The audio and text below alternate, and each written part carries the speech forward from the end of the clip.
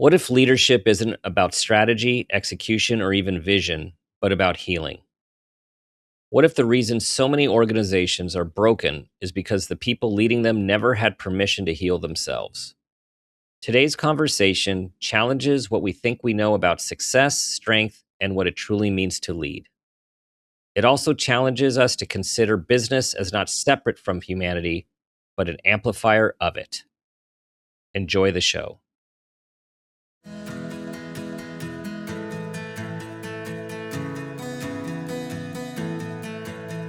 Welcome to Make It a Great One with Dr. Dan. I'm Dan Peters, psychologist and leadership coach. This show is all about bringing hope, connection, awareness, and wisdom through meaningful conversations that inspire us to be better versions of ourselves and have a positive impact on humanity. This is your space to pause, reflect, and reconnect with who you are, what you care about, and who you want to be. We have this moment, this day, and this life. Let's make it a great one. Today, I have the privilege of speaking with a man who's all about making humanity better, Raj Sisodia. Raj is widely recognized as the world's leading authority on conscious capitalism and conscious leadership. As co-founder and chairman emeritus of Conscious Capitalism, Inc., he spent over 3 decades teaching, researching, and helping leaders embrace a new paradigm of business rooted in purpose, healing, and humanity. Raj has authored or co-authored 16 books, including Conscious Capitalism, Firms of Endearment, Everybody Matters, and The Healing Organization. His most recent book, Healing Leaders, 7 Steps to Recovery of Self, written with his longtime collaborator, Nilima Bhatt, continues a journey he began in his recent book, Awaken, The Path to Purpose, Inner Peace, and Healing, bringing wholeness and healing into leadership. Raj holds a PhD from Columbia University and has delivered over 1,000 keynotes worldwide, including at the White House, the United Nations, and the Vatican. His life and work reflect an ongoing commitment to integrating purpose, inner peace, and healing into every sphere of life. Raj, welcome to the show. Thank you for that wonderful introduction, Dan. You've done your homework. I had to pull a lot together there. There's pages. There's pages, and I want to start by saying how moved I was in reading your latest book, Healing Leaders, soon to be out this month at this recording, Healing Leaders. And I was moved and inspired for a few reasons. One is it's a book written by you and Nilima, a wonderful collaborator, for leaders in leadership. And the conversation is completely about healing, and particularly healing from an Eastern perspective of healing. And secondly, what you put, the vulnerability and how you put yourself as human, as son, as partner, as father into the book. I had tears in my eyes as I was reading about your journey, which I know is elaborated on even further in Awaken. Well, thank you for that close reading, and thank you for your open heart. It's not very many men who get to that emotional state, and I think that's wonderful. That shows your, emotional health. You have been, well, there's so many points in your life that, from what I can gather from my reading and research, that changed you. First, writing Firms of Endearment, after marketing, being a marketing professor, being an expert in marketing, and seeing the marketing that we are doing as a society is not good for people. And then writing a book about pouring this out to the world in a way where there was hope, right? Your mentor said, don't just talk about the problem, talk about a solution. So I'm going to put a couple things out here for you to run with. So one is Firms of Endearment, which of course a great name based off the movie Terms of Endearment. And secondly, this was long before that, you are changing how you see how other leaders and businesses see taking care of people and serving. And then at age 60, in 2018, you have your own healing journey after talking about it for so long. So take that wherever feels right. Yeah, so Forms of Endearment was a turning point in my life, as you've noted. I was until then a rather disgruntled business professor, I would say, seeking meaning and purpose and fulfillment in my work, which I did not find. I was trapped in a paradigm which I did not really believe in, that business only exists for this narrow reason to make money, and that we use people, including employees and customers, etc., to that end, whether it's good for them or not. We're all kind of trapped into this illusion that it's all about money, and that's the bottom line is the bottom line for everything. And I was a reluctant participant in that whole sort of market warrior kind of mindset or ethos. And finally, I asked a very important question, I think, which is important in any arena, which is there a better way? We are not confined by the conditions that we find ourselves in, even though mentally we may feel we're trapped. But actually, we're not trapped. It's interesting. I do some speaking in prisons. I do some teaching for prisoners in the Boston area. And what we've realized is that there are people who are physically confined, but mentally, through this education process, they're trying to expand their horizon and become free. And most of us are physically free, but we are mentally confined. And it's a prison of our own making. So we were trapped in the paradigm, profit maximization, shareholder value, all of the consequences that we see in the world, especially in marketing, the enormous waste of resources to start with, $1 trillion a year on ads and coupons and junk mail. And this was 2004.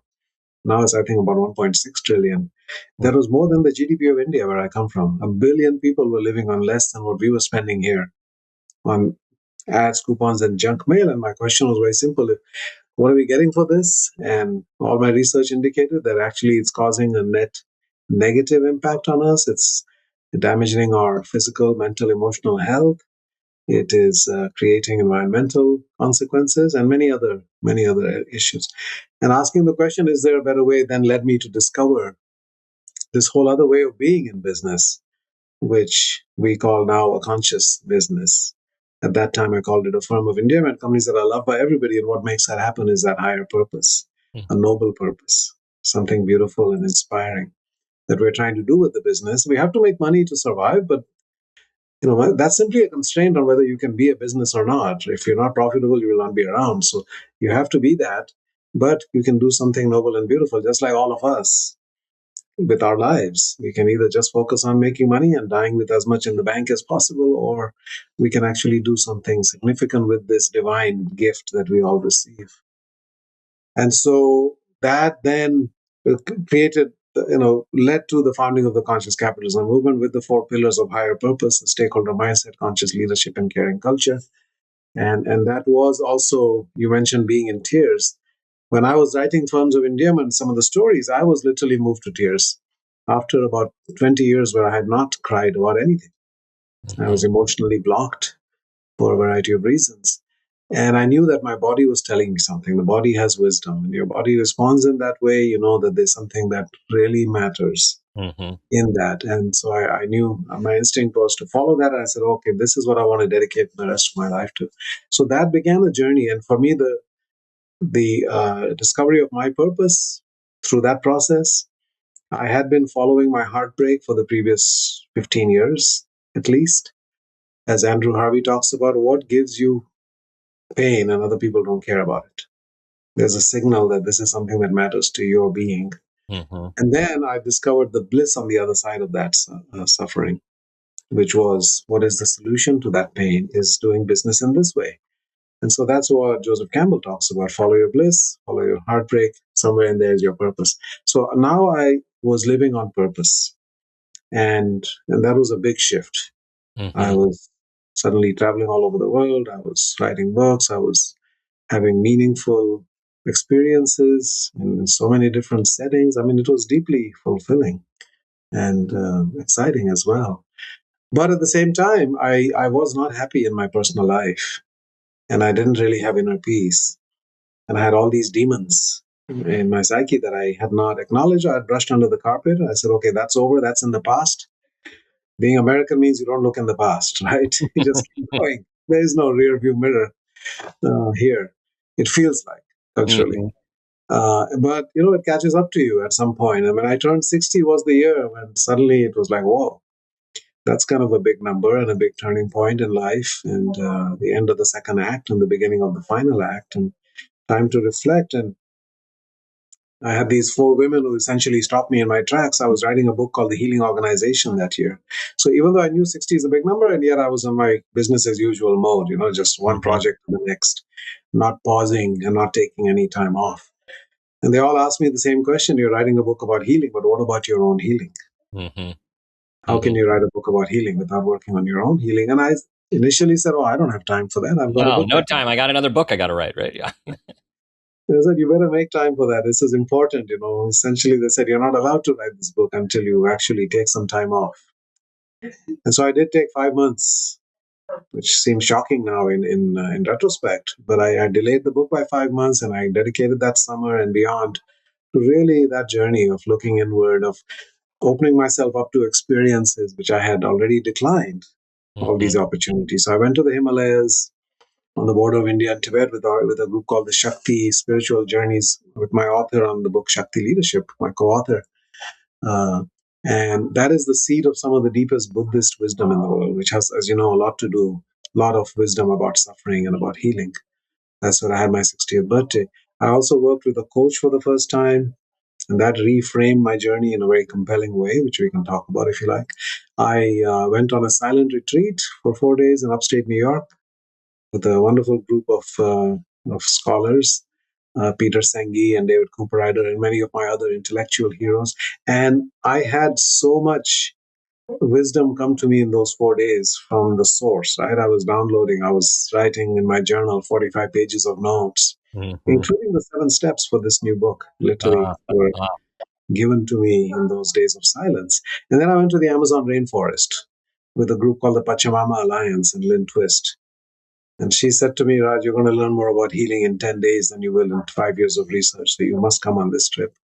And I did. And I had the incredible experiences working with the shamans, experiencing connection to nature in a way that we have lost touch in the Western modern world.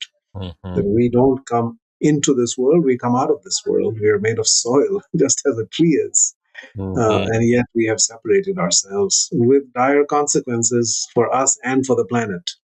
We are killing our own mother as a result of that, right? Yes. And also, I had these incredible healing, uh, shamanic Hmm. experiences like ayahuasca there, and I Hmm. got amazing wisdom downloaded to me through that process about healing. So, this was all now in service of my own healing, recognizing that I had traumas that I had brushed aside, ignored, thought they were done with, but they weren't. As the book says, Right. the body keeps the score. They're all buried in me, some of which I had erased the memory of. Right. And now it all started coming back. And then I wrote my memoir, and that kind of made it all fresh again and Mm. excavated many of those memories. Um, and then after that, I said, okay, I've shared some of that healing journey in the memoir, but I also want to go further into these 7 steps because I've had a version of all of those steps in my life Hmm. that have impacted me. But so that's why we wrote the Healing Organization now as a continuation of the Healing Organization and Awaken. Now we wrote Healing Leaders. Right. Right. Wow, that was very succinct for a long travel and a journey. Um, so many places to go from your journey. I do want to hear how your coach reframed it, but I have a question right before that. And that is, as you sit here now as someone who has gone through your journey, how do you see Raj before? Like the Raj that even the Raj that came out of Firms of Endearment, because that was the first sort of the awakening, right? The awakening happened in a sense through that book, but yet you had not gone through your healing journey. So, what does this Raj see in that man? Yeah, so that was a part of me, right? I mean, that was my professional side.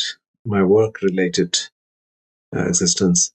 So that got aligned with my being. My being, my nature is one of seeking, very idealistic, seeking peace, seeking love, seeking harmony, right, etc. in the world.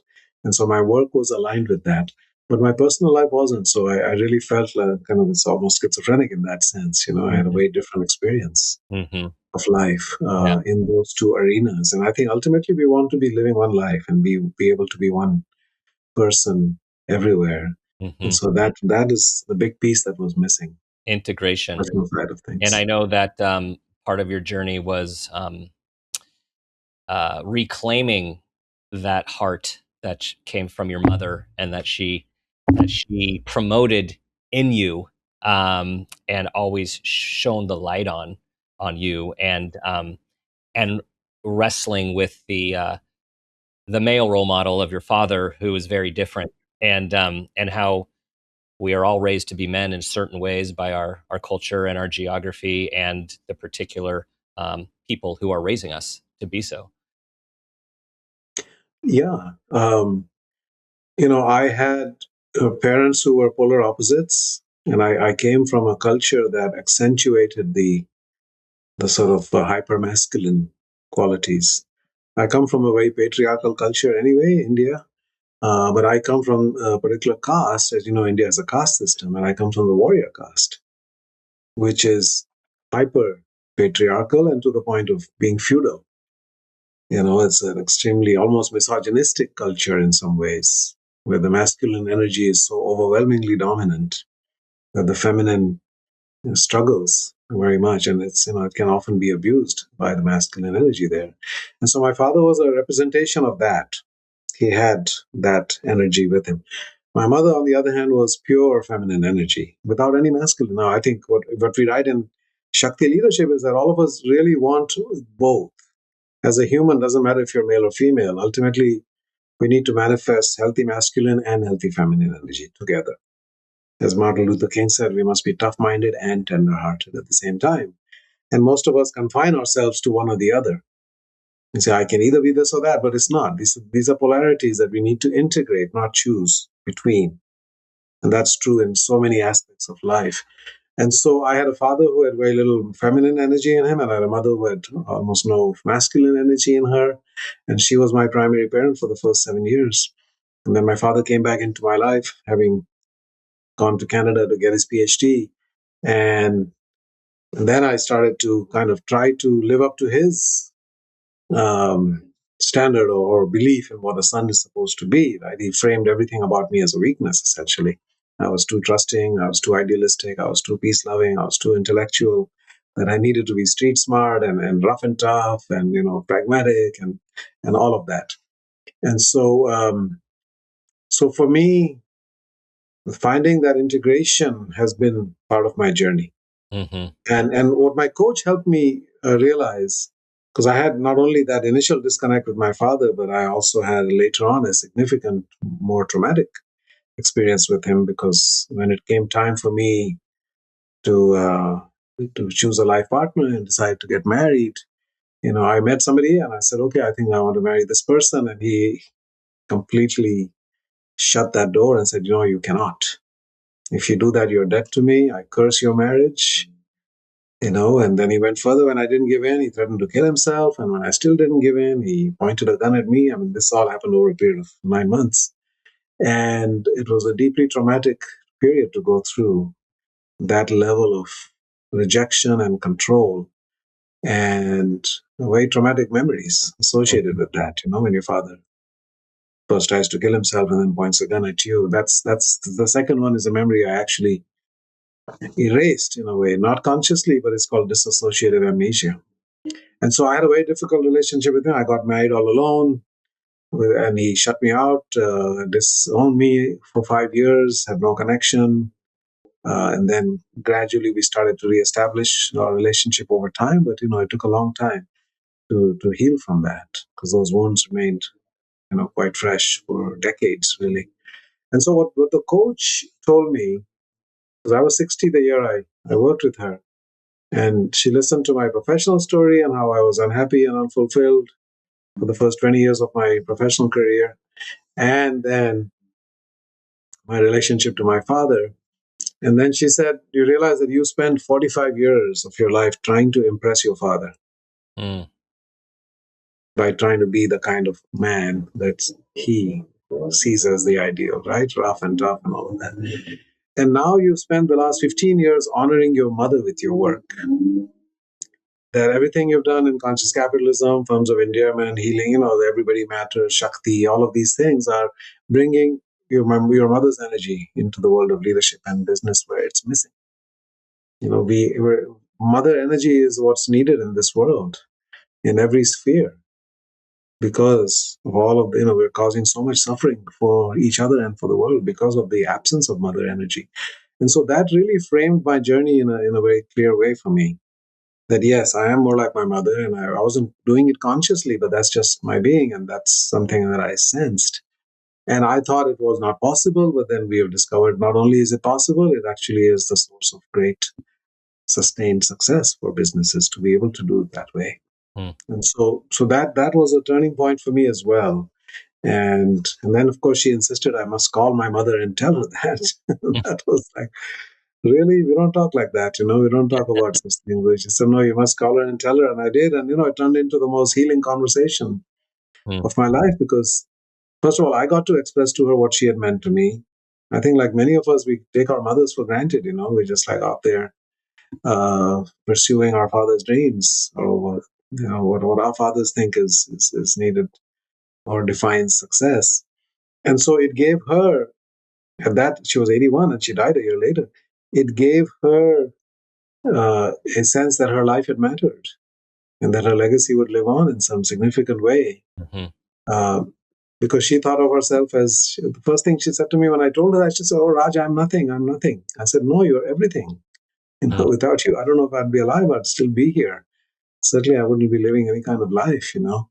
And so she thought, because she's only educated till the 8th grade and doesn't speak English, and my father is this brilliant scientist, and that her life was just, she's just there to cook and take care of us. Right. But it was so much more.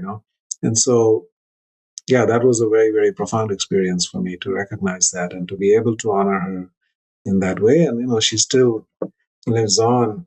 I see her face multiple times a Yeah, there day she back is. home, There right? she is. For So those she was just very, listening and not watching, beautiful picture on screensaver on Raj's phone. yeah, she was a beautiful and rare soul. In 62 years, she did not raise her voice to me even once, Mm. and to any of her 3 children. And she just lived as an innocent person, Mm-hmm. never causing any suffering to anybody, in her entire life. So that's something to aspire to. An angel. Yeah, really. I mean, it's Mm-hmm. not an exaggeration. Yeah. So the feminine energy, the mother energy, this is in the book.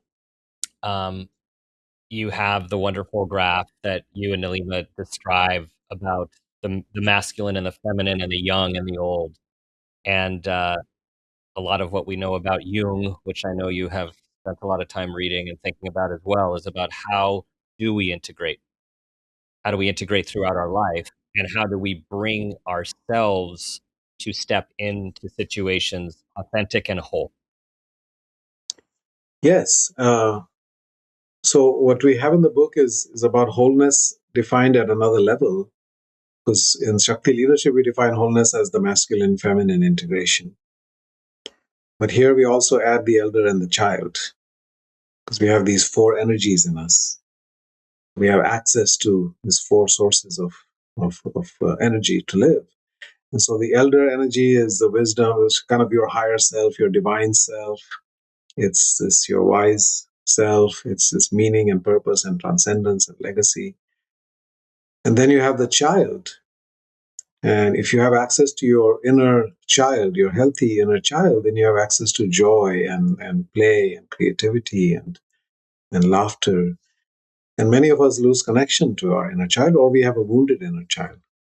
So when we put all of these 4 energies, then we have the father energy and the mother energy, right? So we've got all 4 of those working together. They're all within us, but some are dormant and some are some are sort of on the negative side, where we have unhealthy.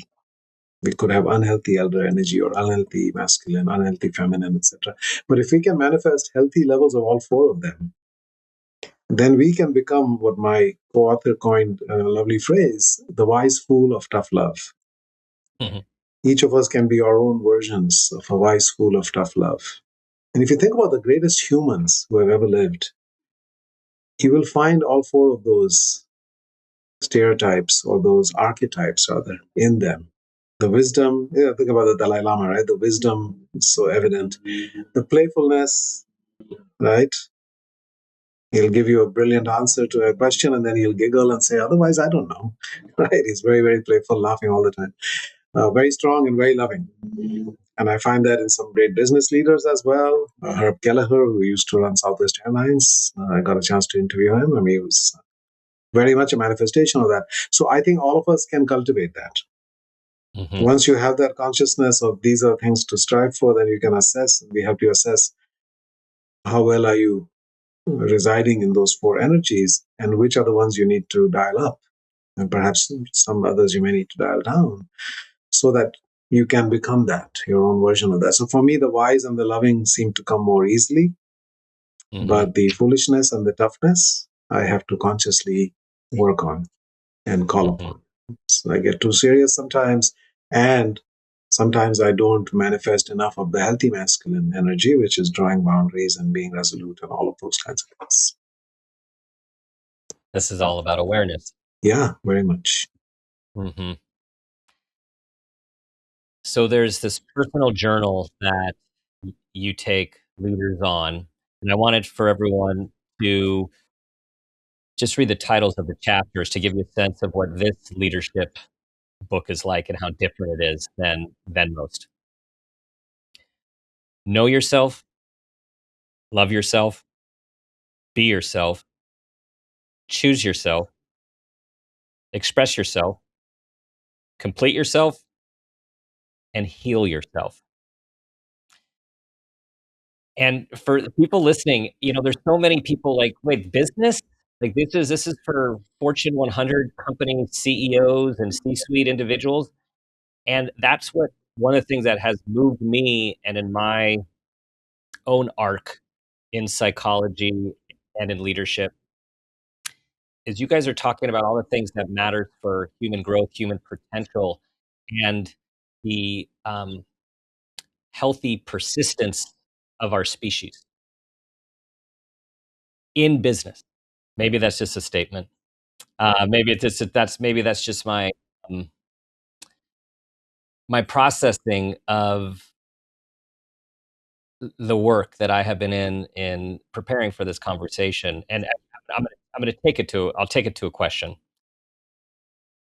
which is I took you and your co-author Bob Chapman of Everybody Matters, which was the 10-year new edition republication that you did a podcast, and I believe in October, a couple months ago with him. Took you guys on a run with me, and I found myself unknowingly running faster and faster than I normally run from the energy of the conversation and the synergy of you and Bob. And I guess where I'm going with this now is how that conversation showed how conscious capitalism and doing this work as a healed, and we're all still healing leader with Bob's process, that he's at in the time of life when people would think that he would be winding down. He keeps buying more and more businesses, and it's all about basically saving families, saving communities, and saving businesses so people are supported, cared for, and see a future for themselves. So I'm having trouble with questions with you, Raj, because I'm just so so taken with this. So talk a little bit about the work that in this book and with Bob, like how that just exemplifies examples of what conscious capitalism truly is. So it's all about what impact we have in the world. We've created this artificial land of business where different rules seem to apply.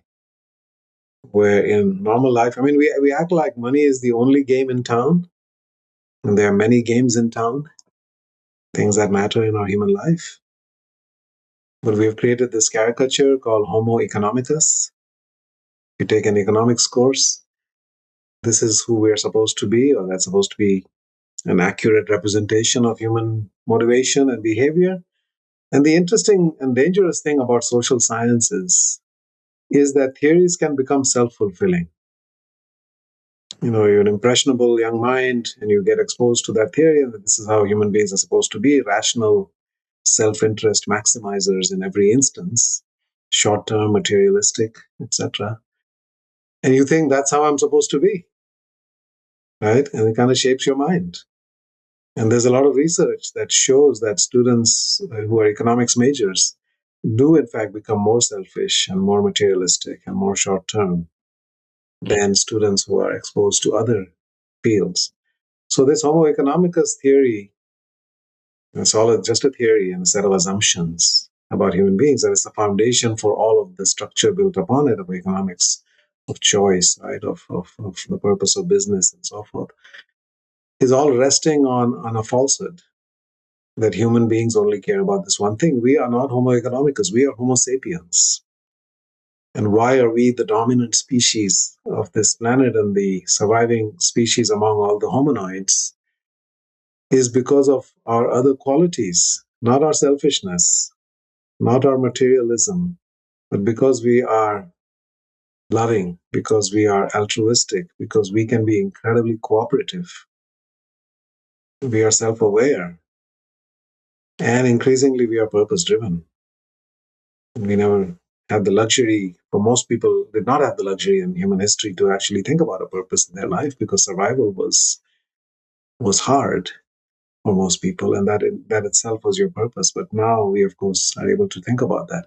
And so a deeper and richer understanding of what it means to be a human being and the divine aspects of that, our ability to imagine and then manifest in the world. No other creature has that. Every other creature lives its life between two lines. You're born here and you're a tiger and you become a bigger tiger. That's it, right?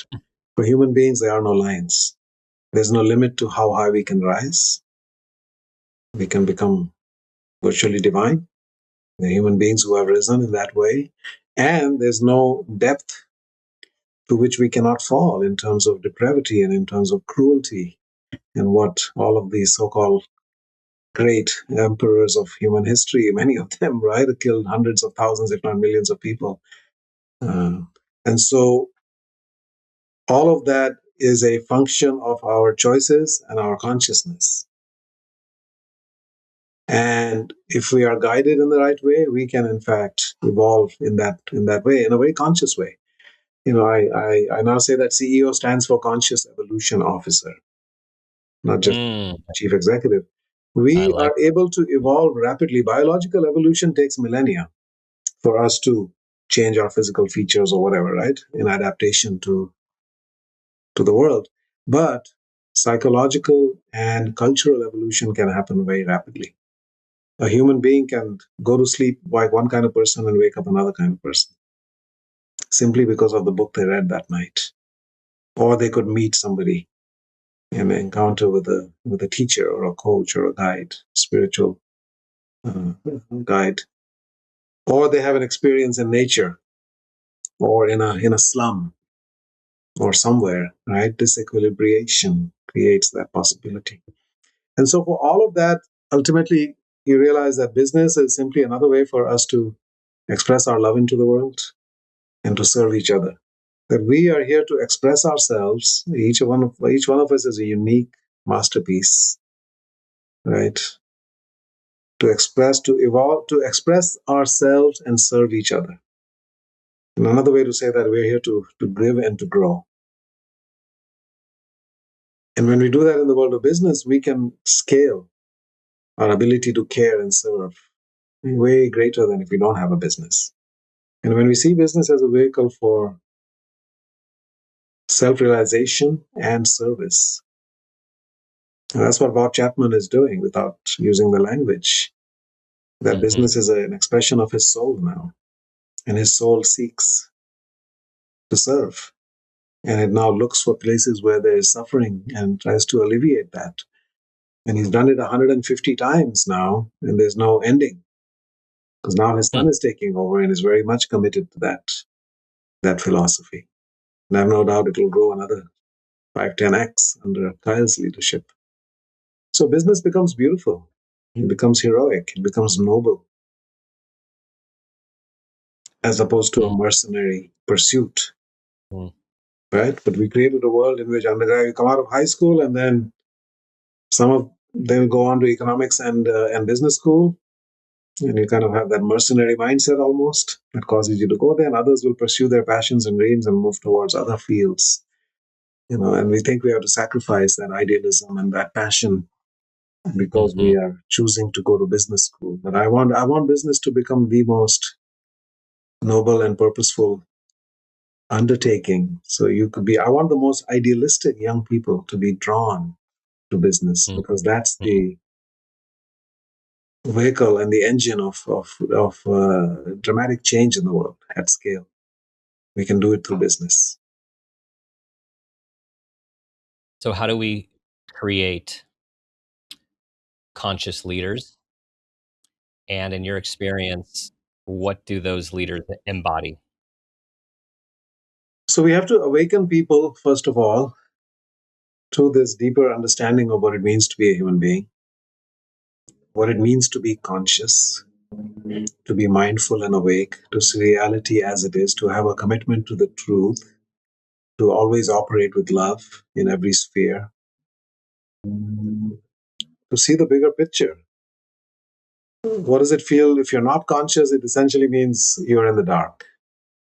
You could be in a room completely pitch black, right? You're not conscious of anything around you. If you light a match, you become conscious of a small area around that light. But if you have a flashlight or if you put on a light above, then you become conscious of the bigger field. And that's what our journey is, I think, one of gradually awakening and becoming conscious of a larger and larger and larger reality.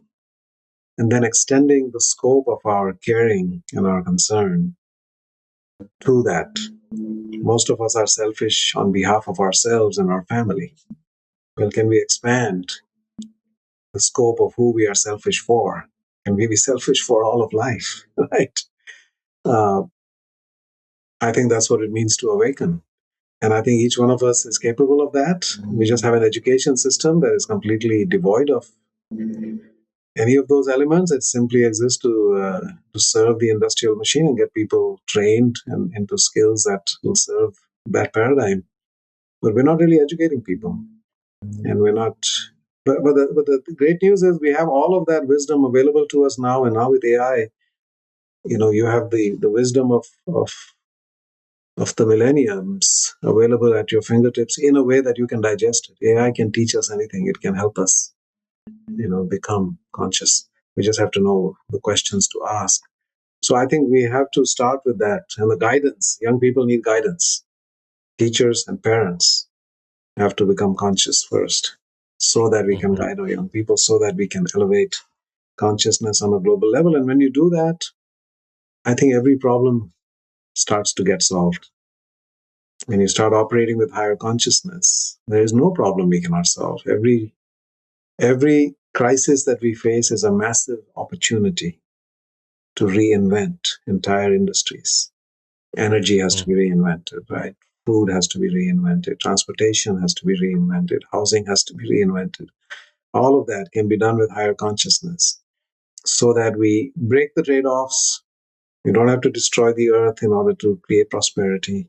We don't have to eradicate other species and kill other animals to feed ourselves. There's so much with that higher consciousness. When did you transition to a conscious leader in your professional life?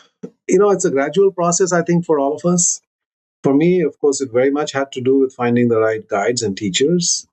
And so I had a mentor, Jack Sheth, professor at Emory University, whose consciousness was at a much higher level than a typical academic.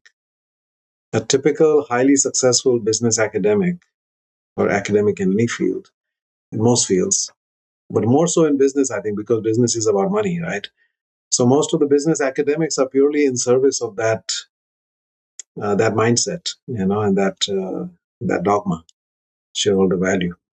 And they measure their own success in terms of publications, how many journal articles. They call them hits, right? So it's publication maximization, which is analogous to profit maximization, because with those publications come promotion and higher pay over time.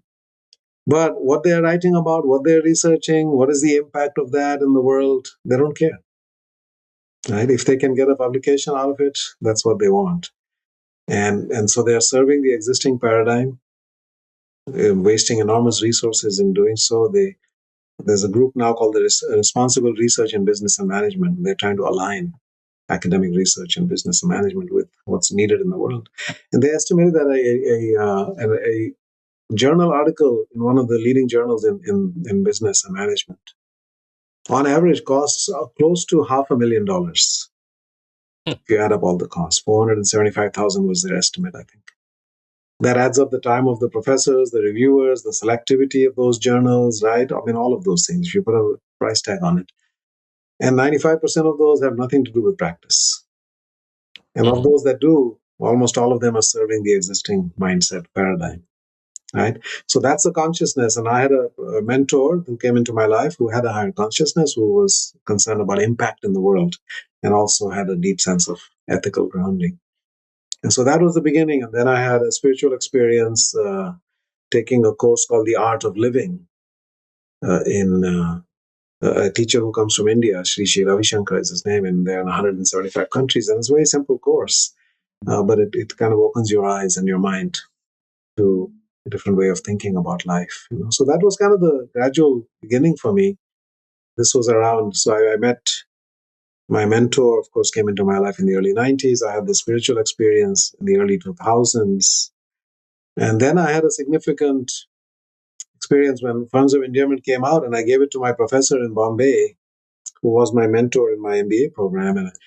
And I said to him, Dr. Shrikant, everything I've written until now came from the head, but this book also comes from the heart, and I'd love to know what you think about it. And the next day he said, Raj, I was up till 11 reading your book. Normally I go to bed at 8 because I get up at 4. But I was really engrossed in it and I'm enjoying it. I said, that means a lot to me coming from you. He said, yes, but as I read it, I realize it's nothing new. I said, what do you mean? He said, everything that you have written here was written 4,000 years ago. I said, what management book came out 4,000 years ago? He said, it's all in the Gita. The Gita is one of the Indian texts. And I had never read it. Nobody told me to read it. I came from a culture that is steeped in ancient wisdom, and yet I went to a series of Catholic convents run by missionaries, and I got no wisdom at all, right, from my own tradition or from the Western tradition. So I grew up really bereft of that. And that was a big wake-up call for me. I was, 48 years old, I think, at that time, to actually reconnect to my own heritage and that wisdom that sits there, and then ultimately connect to other traditions as well, and to understand that there's a lot of timeless wisdom. It's not just there's timely and there's timeless.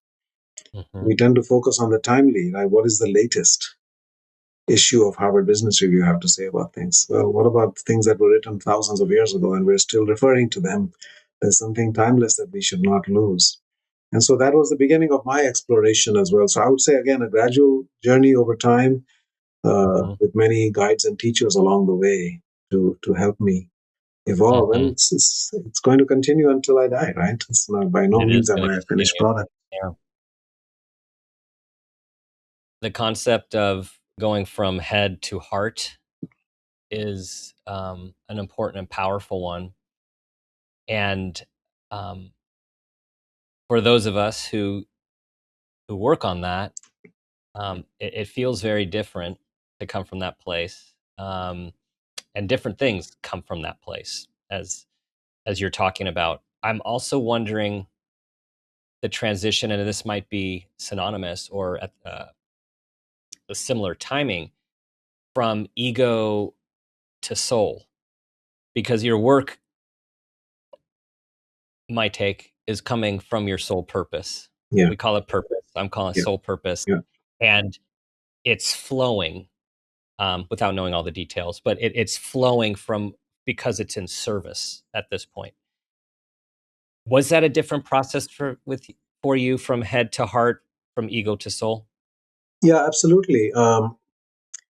So what I say in hindsight, retrospect, looking back at my career and my education, I had 6 years of business education, uh, MBA and PhD. And then, of course, my career for the first 20 years was all about the head and the wallet. It's all the numbers and the theories and the frameworks that you learn in business school and economics courses. And then everything has to go to the bottom line. And what I realized, you're completely bypassing the human in between, your heart and your soul. So I was never inspired a single day in my business education to say, wow, business can be noble and beautiful and heroic and miraculous and loving. And I was never emotionally moved. My heart was completely shut off. And it's only when I wrote Terms of Endearment and I was literally moved to tears writing some of the stories of that book. And I knew my heart was telling me something, that this really mattered to me. So suddenly my heart was opened up and I was also inspired. So now it's the spirit and it's the heart that is connected. And I think for us human beings, everything that we do should involve our heart and our spirit. That's when it has power. That's when it gains sort of a divine quality. We're not just, the AI is going to take care of the head and all of that stuff, a lot of that stuff, the analytical side of things is going to be commoditized. But it's really our heart and our spirit, which is going to define us and does define us as human beings. So that is really a big step for all of us. And everything we do should involve that, should be an expression of our soul and should be connected to our heart. And I now have the beautiful experience of teaching MBA classes in which my MBA students literally cry in the class because I'm teaching a case. For example, there's a case called Triodos Bank, a Dutch bank, and the name of the case is Conscious Money in Action. And it shows this bank that has this deeply rooted sense of purpose and these very clear values that are connected to Rudolf Steiner's philosophy of how do we build a beautiful society. And everything they do is so aligned and so pure with that. I had students in my class who had been in banking for quite some time. They'd worked in banks. And they said, I didn't know banking could be this beautiful. And they were crying. And I said, every business and every industry can be this beautiful if you do it with purpose and values. In other words, if you do it with soul and heart. Right? So I think that is what is missing in how we approach so many fields. And we take fields that have a lot of soul and heart, and then we make it all about money. You look at healthcare and the for-profit healthcare system and what it has done to the well-being of people. We just see them as sources of lifelong income. Can be get them to be on as many medications as possible and undergo as many procedures as possible. We've lost sight of the healing aspect of even professions explicitly devoted to healing have become places of suffering. Doctors and nurses are more depressed and more anxious and more addicted and commit suicide at a higher rate. I know doctors do double the overall rate. And so that's a consequence of how we think about business and how we operate our organizations. Healing. What is the intersection in your experience between conscious leaders and their levels of healing? This book is particularly to target the healing. How do those go together? I think the more conscious a leader, the more likely it is that they have worked on their own healing. That's how they became so conscious. That was part of their journey. But if you just look at leaders overall, I would say most of them have not done that. They have been hard charging and hard driving and delivering results and numbers and climbing the corporate ladder and just being single minded.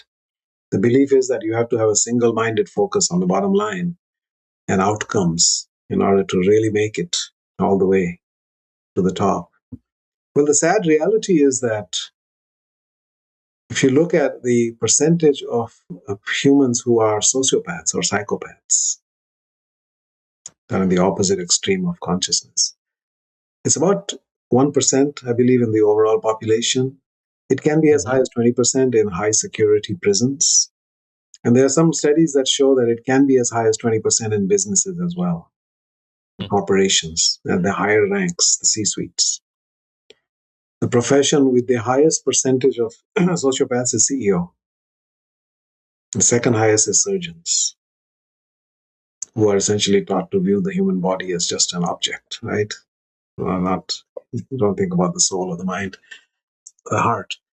And so that's the world we've created, where leaders become, essentially, we are rewarding and now selecting and developing people to be as sociopathic as possible in a way, because they deliver the numbers without regard to how many people you have to lay off or how many people you have to climb over or whatever, how many people you have to burn out and how many people have to get heart attacks, which are 20% higher on Mondays anyway, right? And so that's the world we've created. The treadmill of leadership involves climbing over and disregarding and never ever looking behind, right, to see the consequences, the wake. And so that's what we have to change and recognize that conscious leaders can achieve dramatic results, and they do. We have so many examples. We look at Costco under Senegal, we look at Southwest Airlines under Herb Kelleher, or Whole Foods, or Patagonia. All of them, they're extremely high performing, high growth companies, but not at the cost of human well-being or environmental societal well-being. It is in harmony with or aligned with the well-being. And these leaders don't burn out because they are balanced, they're conscious, they are paying attention not only to their physical, mental, emotional, social, and spiritual energies all at the same time. John Mackey of Whole Foods says, Whole Foods is my ashram. It is where I do my deepest spiritual work. And John will take off for 6 weeks and go hiking on the Appalachian Trail. And he's been disconnected, but he's connected to Source. And he's getting refreshed and renewed, getting new ideas. And meanwhile, the company runs, right? And now he's no longer running it, but through his 45 years of leading that company, I mean, he was very balanced that way. Mm-hmm. You and Bob talked about in Everybody Matters, thinking about the employee as a child, a family member, their children as family members, to really embody and take seriously the decisions on a day-to-day basis, how many people it impacts. And like, what an example of thinking about conscious leadership, conscious capitalism, of caring so much for the human and the ripple effect of the singular business decision that has on so many. Yeah, I think the mantra at that company after Bob had his, he calls them revelations at a church, at a wedding, right? That everybody is somebody's precious child. And why wouldn't they be worthy of love and care just like your own child or your friend's children? And which is true. I mean, these are fundamental truths, but we choose to disregard them. We choose to separate. My children matter and your children don't, right? And so that fundamentally changed the nature of the experience for everybody in that company. And then recognizing that leaders can inspire people, but we don't. In the experience that he had in church, where the pastor gave a beautiful sermon and everybody in the congregation was inspired to be better human beings just after 1 hour. And Bob's realization that he has people for 40 hours a week. And what is he doing to inspire them? Nothing really, under the old paradigm, right? So yeah, all of these are realizations that fundamentally change life, as you said, not only for the people who work there, it changes their marriages, it has a multi-generational impact, really. Not just their children, but probably their children's children will benefit from that as well. What do you envision for your latest work, Healing Leaders? What's the vision for this latest? Well, we have, in fact, next week we're going to teach a 3-day workshop based on the book. And I've seen the impact. I've done those workshops before, and it can be life changing. Deep realizations, tears. Then people have never really slowed down enough to think about these things. And each of these steps is vital. Think about living a life in which you don't know yourself. You're just playing a role assigned to you by your parents, by society, by culture. You became an engineer because your dad wanted you to be. You're living. You're living according to some playbook, but you don't really know who you are. You're just like generic human, right?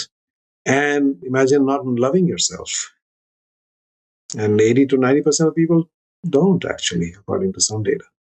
Right? And what that does, how much we abuse our own bodies and our own beings. The food we put in, what we consume, because we don't care. If you don't love yourself, you're not going to take care of yourself. And most people, we look at obesity, diabetes, all of these diseases, lifestyle diseases that we have, a lot of it comes from this lack of self-regard, self-respect, and loving yourself, right? And you don't be yourself. You just, as I said, acting. You put on a variety of masks. You're one way at work, and one way at home, and one way with your children, and one way with your parents, and one way with your spouse, and another way with your friends. And you're just like, who are you? Right? And you don't get to express yourself, and you are fragmented and incomplete. And you're a victim of your own life, right? When you don't choose your life. And your woe is me, like why was I born into that family and that father? All of those things, right? And you don't heal yourself. It's a terrible way to go through this one precious life that all of us are given. There's nothing more precious. We are the product of at least 4.8 billion years of evolution on this planet. Perhaps we're the product of 13 billion years of evolution in the universe. We don't know of any more advanced life form than this. And yet most of us have no idea how to manage it. Yes. I'm a big follower of a teacher in India now named Sadhguru, who is one of the great spiritual teachers in the world. 19 million volunteers in his global organization and 5 billion views on YouTube. Sadhguru. And he has a book called Inner Engineering. He said it's the owner's manual for this being. Because nobody told you. That's like, you don't, half the things we buy, we don't actually use all of their capacity, right? We don't understand the miracle that we have been given, right? And its natural intelligence and all of its extraordinary capacities, because we don't know how to use it. And then we get fed all the nonsense by society and by culture and by social media and our parents and our education system, which just narrow us down more and more over time. So learning to appreciate that and then live into that. My vision is that this book is, we called it Healing Leaders. For a while, I thought of calling it Healing Humans, because it's really not just for leaders, it's for anybody. No, it is. But the publisher said, well, because of conscious capitalism, etc., we are more known in the world of business. And so maybe that would be a better place to start. But really, everybody is a leader. You are a leader of your own life. You're a leader of your own being. And so I do believe that this has transformative potential. And, I don't take, you talked about ego earlier. These 7 steps were not something that I dreamt up or I brainstormed. The 7 steps were given to me, right, through that silent retreat. And I was downloading from source. And so I feel it has more power because of that origin. I think there's something to that, Yes. Because, they say that ideas are looking for a place to land. They're out there. Yes. And you believe in synchronicity and that things don't happen randomly and by accident. There are things that need to emerge in the world at this point in time. Okay. Yes. They're looking for a vehicle.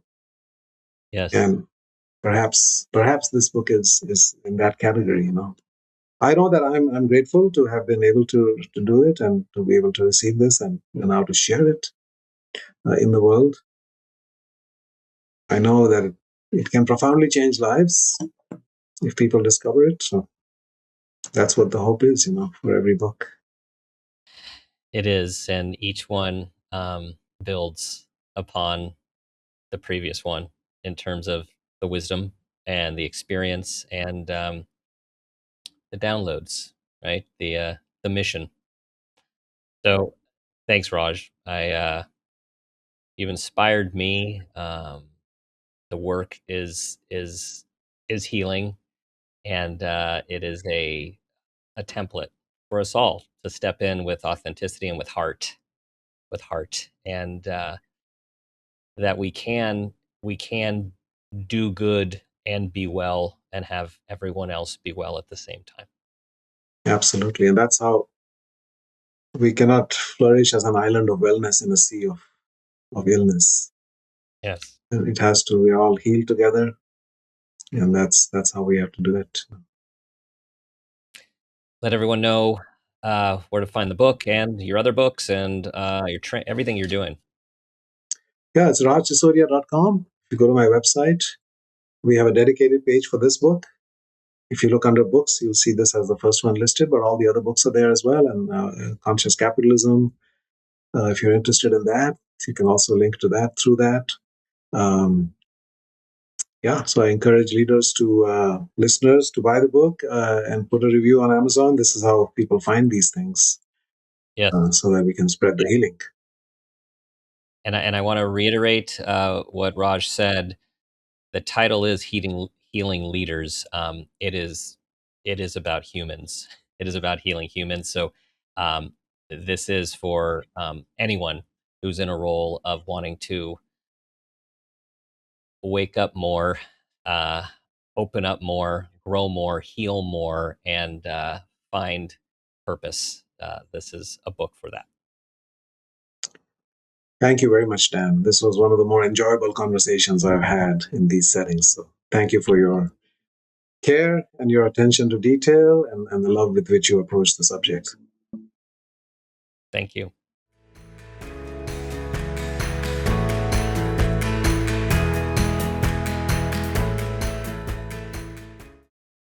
Raj's work, his life, his healing, and his mission and purpose are truly inspiring.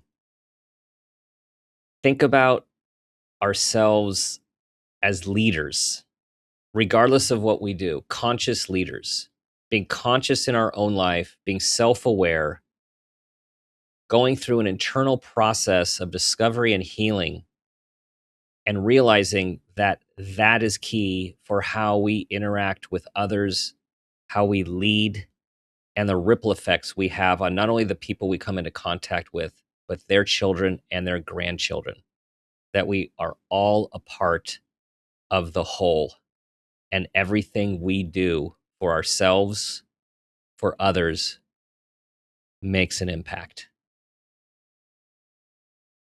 There's so many takeaways from this conversation, and here are 5. You cannot lead others beyond the level of healing you've done yourself. Conscious leadership begins with inner work, not external performance. Number 2, purpose without healing creates fragmentation. You can do meaningful work and still be deeply unfulfilled if your inner life is ignored. Number 3, true leadership integrates strength and tenderness. The healthiest leaders embody both masculine and feminine energy, boundaries and compassion. Number 4, business is not separate from humanity, it's an amplifier of it. Organizations magnify either healing or harm, depending on the consciousness of their leaders. And number 5, healing is not a detour from leadership, it's the path.